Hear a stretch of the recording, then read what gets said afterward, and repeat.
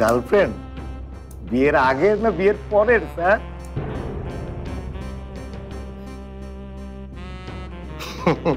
Sir বিয়ের পরের হলেই কিন্তু স্যার বেশি মজা স্যার।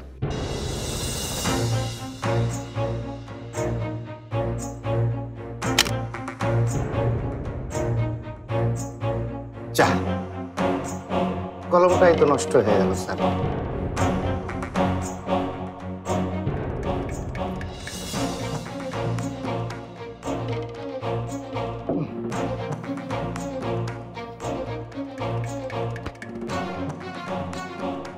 এখন যাই, আপনার বোধহয় কথা বলার মুড নেই।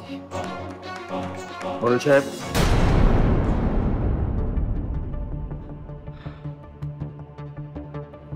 মনিল সাহেব প্রশ্ন করলেন অথচ উত্তর না শুনে চলে যাচ্ছেন। অবশ্য আপনার উত্তর শোনায় কোনো আগ্রহ দেখি না। আপনার সব আগ্রহ হচ্ছে প্রশ্ন করায়, তাই না?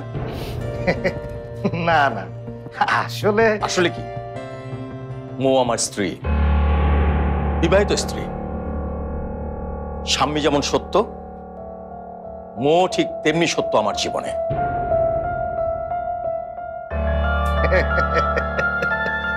কি বলেন? দুটো বিয়ে একসাথে একই বাড়িতে? মনিল সাহেব, এগুলো আমার ব্যক্তিগত বিষয়, ব্যক্তিগত, পার্সোনাল।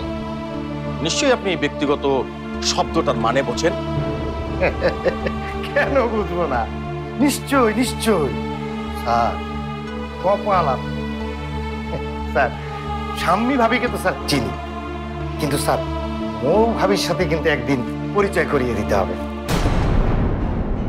আফসোস, সে সুযোগ আপনার কখনোই আর হবে না, কারণ মৌ বেঁচে।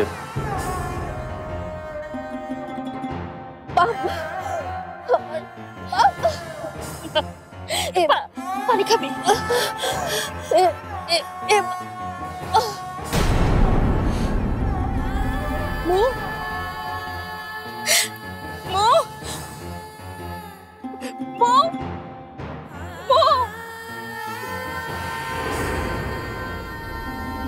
বেঁচে নেই? আরে মারা গিয়েছেন না? বেঁচে আছে, আমাদের মধ্যে বেঁচে আছে, হয়তো এই পৃথিবীতেই আছে, কে জানে। কি বলছেন স্যার? বেঁচে আছে, বেঁচে নেই, বেঁচে আছে, বেঁচে নেই, বুঝলাম না। রহস্য করছেন আমার সাথে স্যার? রহস্য? আপনার সঙ্গে রহস্য করব সেই মেধা আমার কই মনিল সাহেব। তবে প্রকৃতি মাঝে মধ্যে আমাদের সঙ্গে রহস্য করে, সেই রহস্য বোঝা ভার।